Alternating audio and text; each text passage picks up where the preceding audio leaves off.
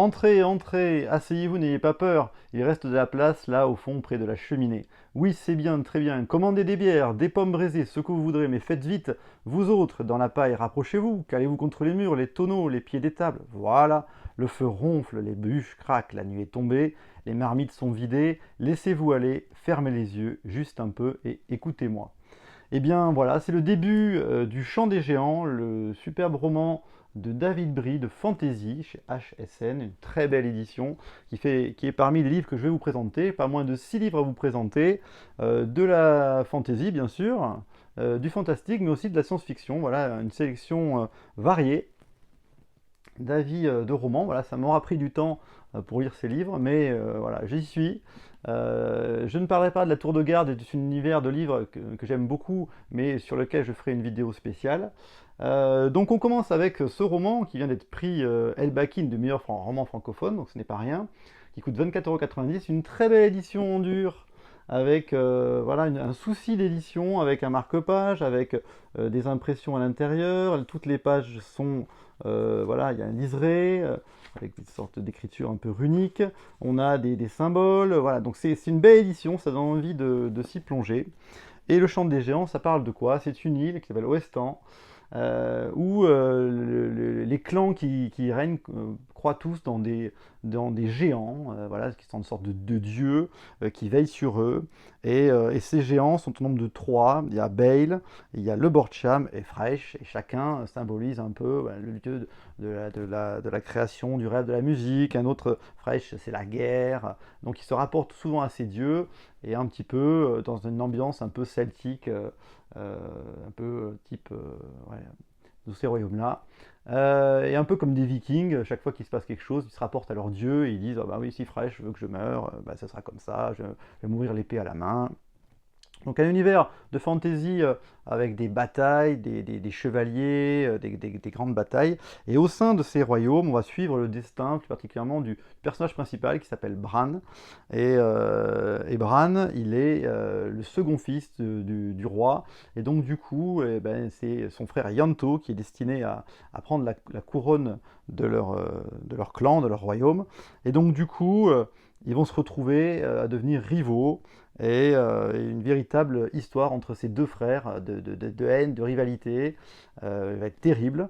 Et en plus, forcément, pour ajouter le tout, eh bien, il y a une femme entre les deux, la princesse Syl, dont les deux vont tomber plus ou moins amoureux, en particulier Bran, qui va être fou d'amour pour Syl, mais qui est, elle, la promise de Yanto. Donc, vous imaginez ce qui va se passer. Et Bran a son écuyer, le fidèle Kaim, qui est toujours derrière lui et qui semble aussi éprouver des sentiments à son égard. Donc un bon bazar. Et puis du coup, bah, des rivalités entre ces différents royaumes qui vont s'affronter, faire des allégeances. Et pour rajouter le tout, il y a une sorte de brume un peu surnaturelle, la brume nuit, qui va envahir le royaume, qui va envahir l'île et qui va faire fuir les paysans et qui semble être quelque chose qui va détruire l'île. Donc voilà, un côté aussi magique. Et l'espèce de sage qui s'appelle Morfessa, une sorte de Merlin un peu, sage qui passe et qui est là, leur dit que ben, il s'inquiète énormément de ce qui va se passer. Et donc, on se retrouve dans une taverne au début avec un conteur qui vous demande de vous asseoir auprès du feu, tout ça, comme je viens de le faire, et qui va vous conter cette histoire terrible de guerre, de bataille, de frères et d'amour. Donc il se passe plein de choses. La langue est très belle, c'est une très belle écriture de David Brie. Voilà, c'est plaisant à lire, l'écriture est riche, on suit vraiment le destin de Bran, il y a de l'émotion, il y a de la bagarre, bon bref, une très belle lecture. Et pour ne rien gâcher, sans divulguer quoi que ce soit bien sûr, il y a une fin originale et intéressante. Donc voilà, ça tombe pas à plat. Et donc ça se lit assez vite. Il y a 322 pages.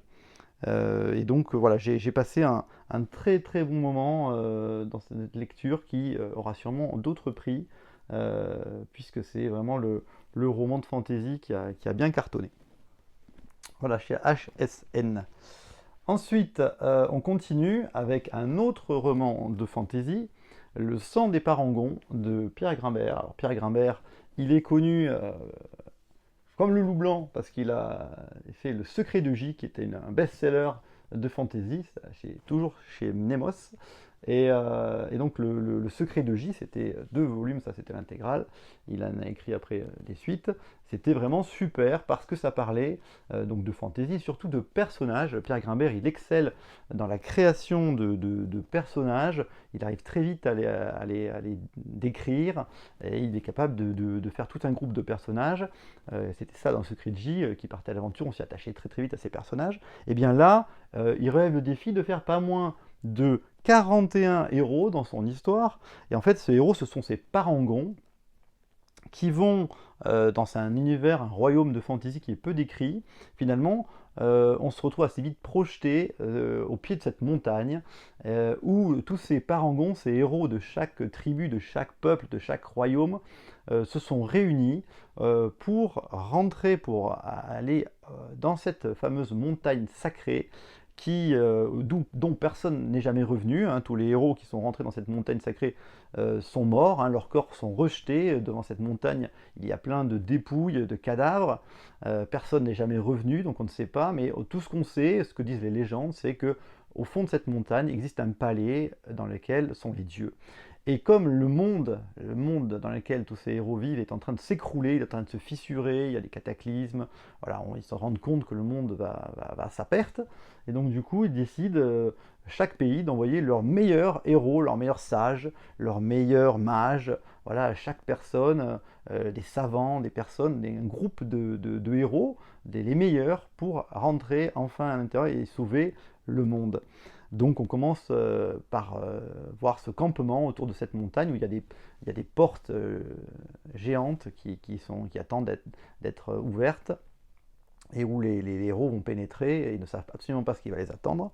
Eh bien, Pierre Grimbert décide en fait, d'être assez malin et plutôt que de nous présenter chacun des 41 personnages qui composent cette escouade, eh bien, il va faire un chapitre quasiment à chaque fois en présentant un personnage et en avançant dans l'histoire.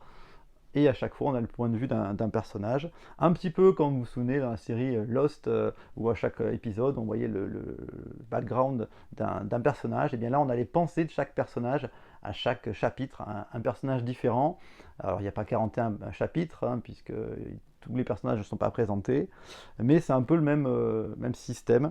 Et donc, du coup, ces personnages, eh bien, c'est un peu comme un survival. Hein, ils vont rentrer dans cette montagne où apparemment il y a des créatures, il y a des monstres différents. Et donc chacun va essayer d'amener sa pierre à l'édifice pour essayer d'avancer au plus profond. Bien sûr, il va y avoir des catastrophes pas possibles. Donc une histoire chorale, un véritable page-turner, parce qu'on a envie de savoir, mais qu'est-ce qui se passe? Il y a 316 pages, mais ça file très vite, parce qu'on a envie de dévorer pour les chapitres, ça s'arrête souvent sur un cliffhanger, donc on a envie de savoir ce qui va se passer après, et puis on a envie de savoir quel est le secret de cette montagne des dieux. Et du coup, on a une sorte de survival où les héros, voilà, il y a plein de personnages qui disparaissent assez rapidement, et savoir justement comment ils vont se. Mais l'intérêt de l'histoire n'est pas tellement le dénouement, de savoir ce qui se passe à la fin, mais c'est surtout Pierre Grimbert s'intéresse aux relations entre les personnages, à ce qu'ils peuvent faire, voilà, leurs sentiments, et il est très très fort dans la description de personnages, encore une fois. Et donc c'était un vrai plaisir de retrouver Pierre Grimbert chez Mnemos, dans ce roman qui, à mon avis, va aussi très très bien marcher. Et moi, j'ai eu énormément de plaisir parce que c'est tout ce que j'aime, de le mystère, de la fantaisie, voilà, des combats, voilà, et des personnages très très différents, très très intéressants, du bonze nu au mage, voilà, aux érudits et aux combattants, aux barbares. Donc c'est une sacrée équipe qui va rentrer dans cette montagne. Le sang des Parangons. Donc encore une fois, je vous recommande un très bon livre. On va passer sur du fantastique avec 2 livres. Alors le premier, je vais vous présenter, c'est l'affaire Charles Dexter Ward de H.P. Lovecraft. Donc toujours la retraduction de l'intégrale par David Camus de tous les livres de Lovecraft. Là c'est le tome 3. Nous avons 153 pages, donc c'est pas très long, ça se lit assez vite. C'est le seul roman de Lovecraft. Lovecraft n'a fait que des nouvelles, et le seul roman qu'il a fait, c'est L'affaire Charles Dexter Ward. Et franchement, c'est un must-have si vous aimez le fantastique. Alors pareil, c'est une belle édition, vous avez une carte en début de livre. C'est vraiment, il y a une préface qui est très intéressante, mais je vous conseille de lire après, parce qu'elle spoil un peu le livre. L'affaire Charles Dexter Ward, c'est tout ce que voilà, tout ce qu'on retrouve dans l'univers de Lovecraft. Ces personnages qui vont fouiller leur passé, voilà, le jeune Charles Dexter Ward, il va revenir il va découvrir un tableau, il va trouver un de ses ancêtres qui a vécu quelque chose, il a envie de s'intéresser à cet ancêtre, il va commencer à creuser, il va faire une enquête, il va fouiller dans son passé, sa généalogie, et il va découvrir des secrets innommables, des choses terribles qui vont l'entraîner dans une spirale terrifiante. Donc toujours chez Lovecraft, ce souci du détail avec des lettres, des journaux, des carnets intimes, des extraits de carnets où on va un petit peu voir les échanges épistolaires entre les personnages. Et puis la dérive de ce personnage qui va, comme souvent chez Lovecraft, devenir complètement fou. Et il va y avoir des choses horribles. On retombe dans l'occulte avec des sorciers, des monstres, des choses terrifiantes. Voilà le côté très occulte. Et là, on le retrouve vraiment dans ce livre qui est franchement peut-être des meilleurs. Après, Lovecraft est souvent excellent, donc voilà. Mais si vous aimez le fantastique, si vous aimez voilà, des personnages qui se retrouvent mêlés à des choses terrifiantes et qui font équipe à un moment donné pour aller lutter contre le mal, voilà, là vous avez vraiment un super livre. Il y a un peu tout là-dedans, donc je vous le recommande chaudement. C'est chez Mnemos qui fait un travail terrible sur cette collection Lovecraft. Ensuite, toujours dans du fantastique, Éducation meurtrière de Naomi Novik. Naomi Novik, eh bien, c'est intéressant parce qu'en fait, elle s'attaque un petit peu on va dire, l'univers des sorciers et de l'apprentissage des sorciers. Donc si on vous dit ça, tout de suite, vous pensez un peu à Harry Potter. Et on avait déjà eu un roman que je vais présenter qui s'appelle Vita Nostra, où là aussi on avait des jeunes adolescents qui apprenaient à contrôler leur pouvoir dans une école, à être un peu sorciers. Donc Vita Nostra, c'était sur la métamorphose d'une jeune fille, et c'était vraiment très très différent de l'univers d'Harry Potter, mais un côté beaucoup plus adulte. C'était très très bien comme roman, je vous le conseille si vous aimez ce genre de lecture. Et là, Naomi Novik, dans ce premier tome, donc leçon numéro 1 de l'éducation meurtrière, eh bien, elle a une héroïne qui est un peu une ado qui s'appelle Elle. En fait, elle est surnommée Elle, mais elle s'appelle Galadriel. Et elle va aller dans la Cholomance, cette école de magie où il n'y a pas de professeur, où les élèves, alors cette école en plus est située dans une zone qui est dans le néant, donc ils ne peuvent pas s'en échapper, ils sont dans cette école, ils sont là pour apprendre la magie, mais en fait ils sont tous en concurrence, ils ne pensent qu'à une chose, c'est de s'assassiner les uns les autres, il n'y a absolument aucune pitié entre les différents groupes, les différents élèves. Arriver à se faire des alliés, c'est très compliqué parce qu'il y a tout un système de caste avec des clans. Et donc du coup, les premières années sont un petit peu de la chair à canon, de la chair à monstre, à maléfices, parce que l'école est infestée de créatures, des maléfices, des malais, comme ils les appellent. Et donc les créatures, à tout moment, peuvent vous sauter dessus et vous dévorer, que ce soit au repas, dans votre chambre, quand vous dormez. Voilà, à tout moment, il y a des créatures qui peuvent arriver parce que l'école, en fait, est infestée de créatures parce qu'elles sont attirées par la magie. Et donc, en fait, les élèves sont dans cette école pour essayer d'apprendre à canaliser leur magie pour pouvoir lutter contre ces maléfices. Et donc, quand ils arrivent en fin de cycle, eh bien, s'ils arrivent à sortir de l'école sans mourir, eh ben, en fait, ils ont réussi leurs études. Et donc, il y a énormément d'élèves qui se font tuer, du coup, pendant toute la scolarité, par les monstres, mais aussi par les autres élèves où il y a une compétition terrible.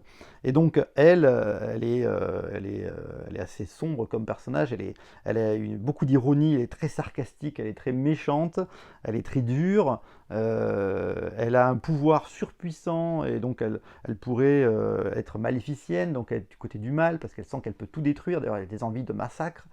Et donc, elle va rencontrer un jeune homme qui s'appelle Orion Lake, qui est lui tout le contraire. Il est gentil avec tout le monde, il sauve tout le monde, donc il l'a sauvé plusieurs fois déjà de monstres. Il passe son temps à aider tout le monde. Et donc, entre les deux va se nouer une sorte de relation un peu amoureuse. Et, euh, et du coup, dans cette cholomance, l'écrivain va nous essayer de vraiment nous expliquer tout son système de magie. Voilà, c'est assez détaillé. Il y a des moments, d'accord, c'est un peu long, même les passages où elle explique plein de choses. Mais elle a vraiment créé un univers assez original, une sorte de Harry Potter, pas trash, mais méchant, où voilà, l'univers est vraiment dur. L'école est là pour vous tuer, tout le monde est là pour vous tuer, et il faut essayer de s'en sortir. On peut compter sur personne. Et, euh, et du coup, ben, elle, au contact de cet univers, va-t-elle devenir mauvaise ou va-t-elle devenir plutôt gentille et arriver à s'en sortir? Donc c'est un univers assez fascinant, assez différent. Donc l'édition est pas mal. On a une petite carte de la Cholomance à l'entrée, cette espèce d'école étonnante qui est. Et à la fin, voilà, quelques petits détails, des petits dessins sur la chambre de elle et un plan de coupe. Donc voilà. Donc un premier roman différent si vous aimez un petit peu l'univers magique et vous voulez quelque chose d'un peu plus dur que différent d'Harry Potter avec un personnage qui a un sacré tempérament. Ensuite, on va passer sur de la SF. Donc de la SF avec Polaris. Donc Polaris, c'est la suite de premier tome de Point Nemo, voilà l'univers de Philippe Tessier. Et bien le deuxième tome vient de sortir, s'appelle Crépuscule, c'est toujours chez Léa. Donc Point Nemo, j'avais adoré ce premier tome qui nous plongeait dans une station au fond des océans, une station abandonnée de tous. Et du coup, dans Point Nemo, eh bien, il y avait à la fin un sous-marin étrange qui venait dans cette station. Pas spoiler le premier tome, mais donc dans ce deuxième tome, on va retrouver ce sous-marin et cette équipe très très étrange qui s'échappe du Point Nemo. Et donc l'univers de Philippe Tessier, cet univers de Polaris, c'est au départ un univers du jeu de rôle. Et du coup, il a créé tout un univers, mais incroyablement profond, avec des royaumes sous l'eau. C'est une sorte de post-apocalyptique version sous-marine. Et donc, il a créé un jeu de rôle, il a fait d'autres livres. Et donc là, il est reparti sur ce qu'on appelle le cycle Azur, dont Crépuscule est le deuxième tome après Point Nemo. Un nouveau cycle. Et ce qui était bien, c'est qu'on n'était pas obligé de connaître toute l'histoire de Polaris ni les autres romans pour être plongé dans Point Nemo et redémarrer un nouveau cycle. Donc voilà, je trouve ça très bien. Moi, je ne connaissais pas avant Polaris. J'ai découvert avec Point Nemo. Et du coup, Crépuscule voilà, poursuit l'histoire, vraiment. On est juste après la fin de Point Nemo. Et on suit cette espèce d'équipage où il y a un espèce de capitaine ancien pirate qui s'appelle Phébure, qui a eu toute une équipe cosmopolite, moitié une équipe de mercenaires, de bandits, avec Victor qui est un humanoïde, un robot, Mallard qui est une sorte de docteur un peu mystérieux, qui a un passé trouble et qui est une espèce d'animal de compagnie, qui est une espèce de monstre qui dévore tout ce qui bouge, Grace qui est un personnage hybride, qui est une sorte de mutant, qui peut aller sous l'eau, qui il respire sous l'eau, qui est très puissant, qui est un très puissant combattant, et puis Alia qui est une sorte de télépathe tueuse, voilà, donc une équipe vraiment étonnante. Et cette équipe a volé un artefact qui est hyper puissant. Et toutes les puissances de ce monde de Polaris vont essayer de les retrouver. Donc ils ont voilà, les Azuréens, l'Hégémonie, enfin plein de groupes qui sont surarmés avec des puissances militaires énormes qui les pourchassent. Et donc ils se disent que finalement ils ont volé un truc qui est bien trop cher et bien trop puissant pour eux. Ils essayent de survivre. Et donc, dans leur fuite en sous-marin, ils vont arriver à la station Crépuscule, où il va y avoir à nouveau des tas de bastons et d'histoires. Du coup, c'est sympa parce qu'en plus, leur sous-marin, il a une intelligence artificielle, mais cette intelligence artificielle, elle est pleine de multiples personnalités. Voilà, le sous-marin est très étrange, c'est un prototype qu'ils ont volé et qui a sa propre personnalité. dans laquelle en plus ils vont adjoindre une autre intelligence artificielle. Donc c'est un jeu bazar ce sous-marin.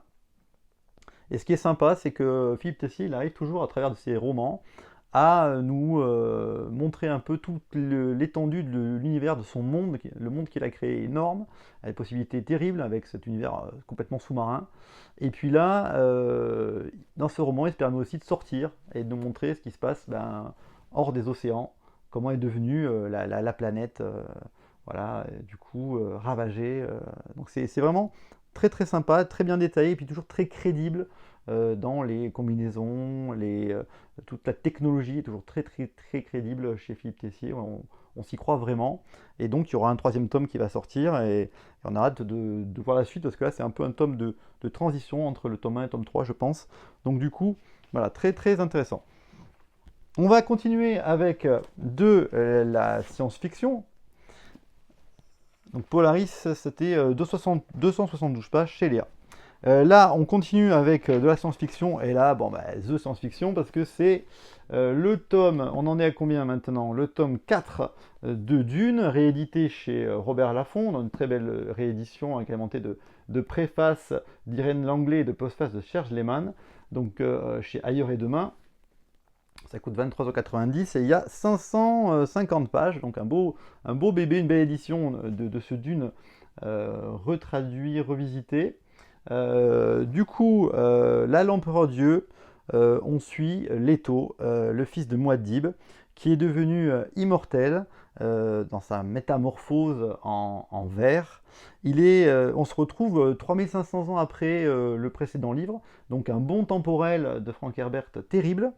Et en fait, ce livre est un petit peu différent vraiment des précédents, puisque là, même la façon de la narration change, puisque là, on a les mémoires volées en fait de cet empereur Dieu, quasiment immortel, et de toutes ces années finalement, et qui est devenu très solitaire, qui arrive à ne plus être, qui aimerait être surpris par des choses, parce que finalement, il n'est plus surpris de rien, parce qu'il est prescient, il a toutes ses personnalités à l'intérieur de lui, passées, il voit le futur.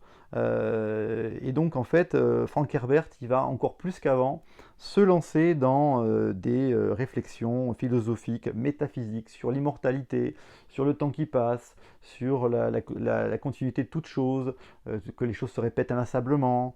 Voilà, on a le personnage de Duncan Idaho, qui est toujours là.